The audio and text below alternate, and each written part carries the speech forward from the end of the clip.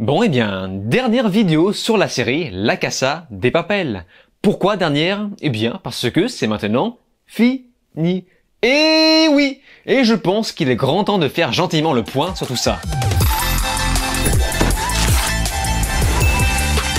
Salut à tous, c'est Vince, alias Amir Game. On se retrouve une troisième fois et probablement dernière fois sur la série espagnole créée par Alex Pina, La Casa de Papel, saison 5, partie 2, ou plutôt partie 5, volume 2. Oui, rappelons que la saison 5 est divisée en deux parties. La première est sortie le 3 septembre 2021, tandis que les 5 derniers épisodes se retrouvent sur la plateforme Netflix le 3 décembre 2021. Aujourd'hui, je crois, si j'arrive à sortir cette vidéo. C'est donc le grand final et je ne suis point mécontent de voir que ça prend fin. Ouais, c'est une bonne série, très divertissante, très absurde et très tirée par les cheveux. Disons plutôt que Netflix a su bien rentabiliser la série dans le bon et mauvais sens du terme. Mais avant tout, avant d'aller plus loin, je vous redirige sur ma toute première vidéo où je parlais du premier épisode de la saison 4. Voilà, encore aujourd'hui, je suis content de mon analyse et ça m'évitera de me répéter dans cette vidéo. Je vous invite aussi à voir ma vidéo précédente consacrée au premier volume de la partie 5, la partie où je spoil tout et croyez-moi, ça sera également le cas dans cette vidéo. Mais pour résumer, pour ceux qui ont vraiment la flemme de regarder ces vidéos,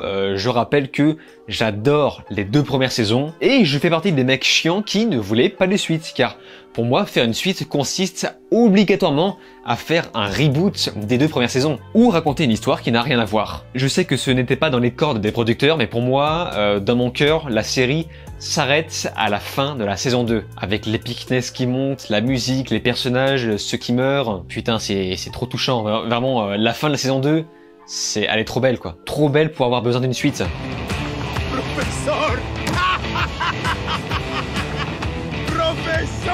En tout cas, c'est bizarre parce que depuis que Netflix a complètement repris les commandes, je trouve que la qualité a sérieusement baissé. Au-delà de la saison 3 qui restait quand même un peu potable, mais bien en dessous des deux premières. Voilà, donc je rappelle encore une fois, ça va spoiler à max et aussi, vu que c'est probablement la dernière fois que je fais une vidéo sur La Casa de Papel, sauf surprise de la part de Netflix, eh bien j'invite tous ceux qui m'ont suivi depuis le début à s'abonner à ma chaîne YouTube, cliquer sur la cloche évidemment, mais aussi à me rejoindre sur les réseaux sociaux, Twitter, Facebook, TikTok, Instagram, etc. Tous les liens sont dans la description. Faites-le parce que vraiment je trouve qu'on n'est pas assez nombreux. Mais bref, retour sur la partie 5 de La Casa de Papel, j'ai hâte.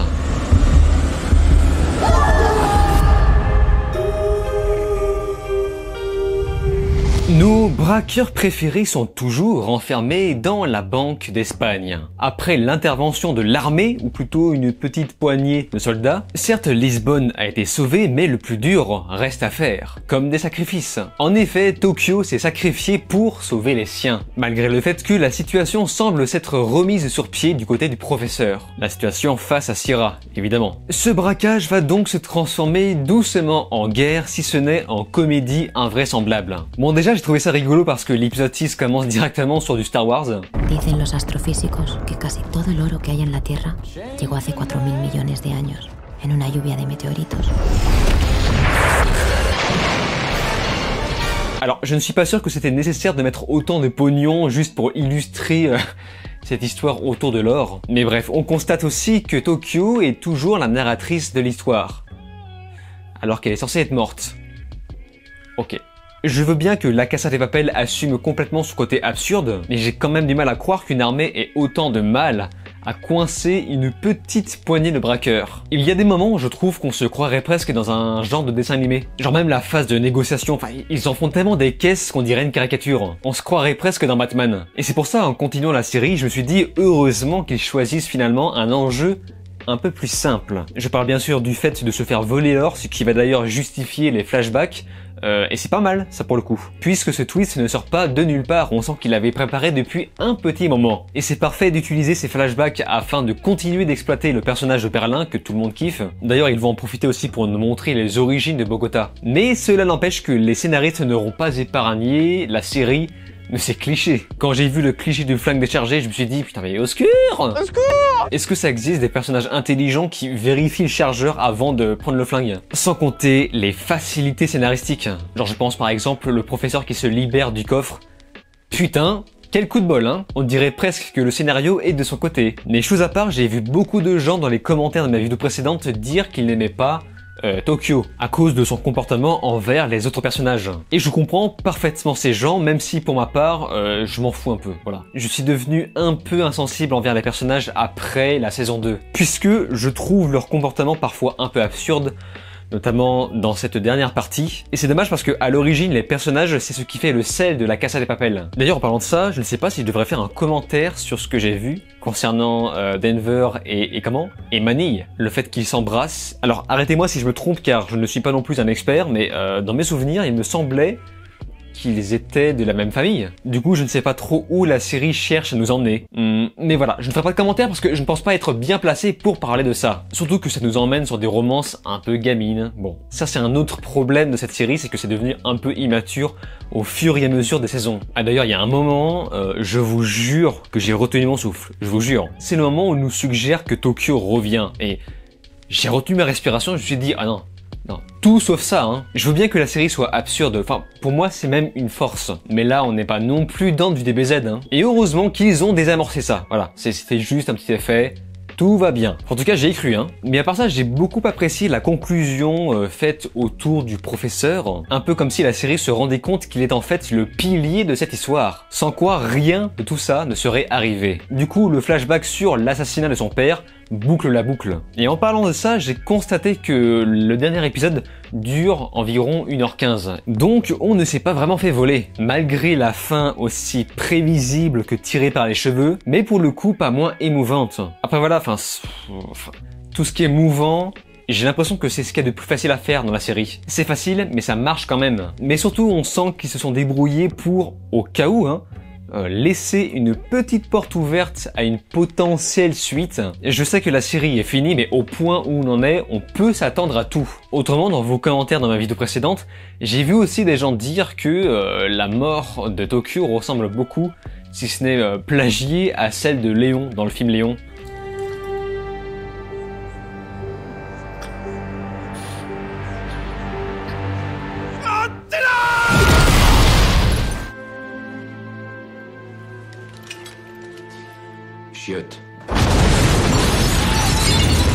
Et pour ma part, ce n'est pas la première fois que la série pompe des choses à côté, notamment les musiques, et on en reparlera juste après. Mais heureusement que la série met le paquet sur ce final niveau epicness, gunfight, course-poursuite, avec une bonne couche de n'importe quoi. Bon par contre, c'est un peu cramé le sac poubelle en guise de bébé, pour être sûr que ce dernier ne chiale qu'au moment où ça arrange le scénario, même s'ils ont voulu jouer sur le suspense avec ça, mais pour moi ce n'est pas assez exploité, et ça reste quand même hyper gros. Mais bon, hein, que voulez-vous, c'est la Casa de Papel, qui d'ailleurs nous propose toujours de jolis plans, franchement ça reste esthétique du début à la fin. Par exemple, j'ai beaucoup apprécié le passage où Berlin pète tout, le cadrage, les ralentis, franchement c'est assez intense. Et d'ailleurs il y a une petite plus-value dans le montage qui alterne les flashbacks et les moments dans le présent, mais tout en restant dans le même ton dramatique. Avec ça, les acteurs, pour moi, hein, je trouve qu'ils ont donné ce qu'ils pouvaient, même si les dialogues n'étaient pas toujours fous, et je ne reviendrai pas sur l'image au risque de me répéter par rapport à ma précédente vidéo. Voilà, on a bien vu qu'ils insistaient sur la teinte verte de l'image pour faire démarquer les costumes rouges, et c'est réciproque pour la musique, voilà, je ne vais pas me répéter, même si ces petits coquins ont piqué une partition provenant du film Cloud Atlas.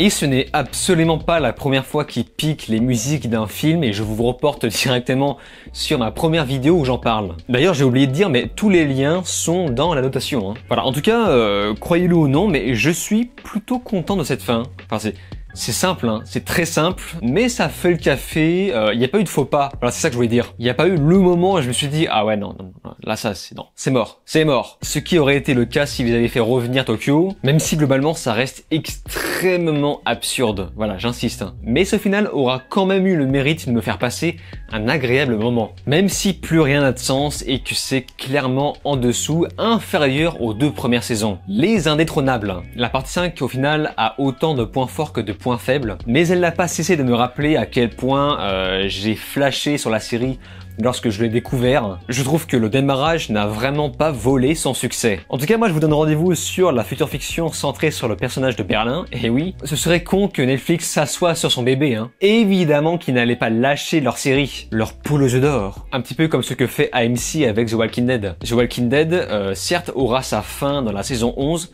mais la série ne s'arrêtera jamais. Voilà, il y aura toujours des spin-offs à droite à gauche, des films, jusqu'à ce que l'audience s'écroule. Et bien là, c'est pareil pour La Casa de Papel. Sur ce, je vous donne rendez-vous sur la version sud-coréenne en préparation. Oui, rappelez-vous, le remake sud-coréen arrive. Et rien que pour le fait que ce soit sud-coréen, je lui laisse sa chance. Vont-ils tomber dans l'absurde, dans la bien-pensance? Le futur nous le dira. Mais en attendant, vous avez largement le temps de me donner votre avis dans les commentaires, car comme d'habitude, je lis quasiment tout le monde. Sur ce, on se laisse ici, n'oubliez pas de vous abonner à ma chaîne YouTube, cliquez sur la cloche, likez, partagez et de regarder mes autres vidéos. Je vous dis alors ciao et à la prochaine.